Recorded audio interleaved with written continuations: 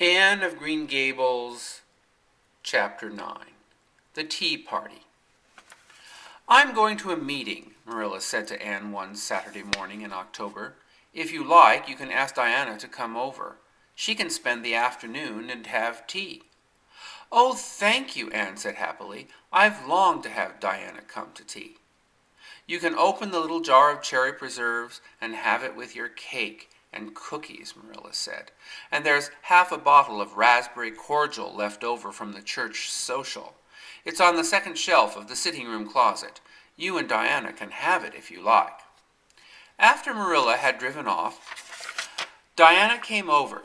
She was wearing her second-best dress. She knocked primly on the front door. Anne, wearing her second-best dress, opened the door. The two girls shook hands as if they were meeting each other for the first time. Diana put her hat in Anne's room. Then the girls sat in the sitting room. "How is your mother?" Anne asked, trying to sound grown up. "She is very well, thank you," Diana said. "Is Mr. Cuthbert hauling potatoes down to the ship this afternoon?" "Yes," Anne said. "Our potato crop is very good this year. I hope your father's crop is too." "It is fairly good, thank you," Diana said. "Have you picked many apples yet?" "Oh, ever so many," Anne said. Then she forgot to act grown up and jumped to her feet. "Let's go out to the orchard and pick the rest of the apples." They picked and ate apples until Diana started to talk about Gilbert Blythe.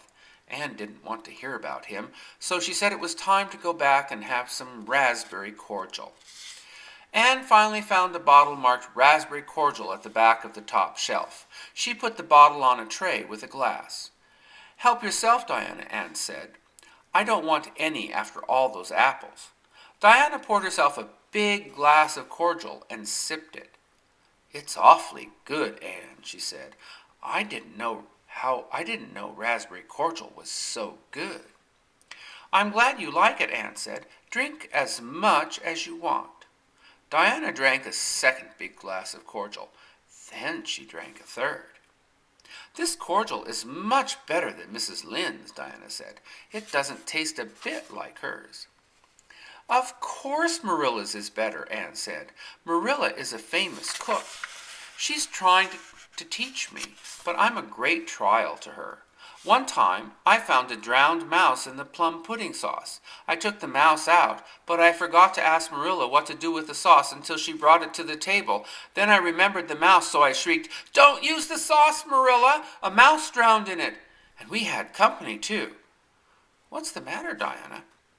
Diana stood up unsteadily. Then she sat down and put her hands to her head. I'm awful sick," she said. I want to go home."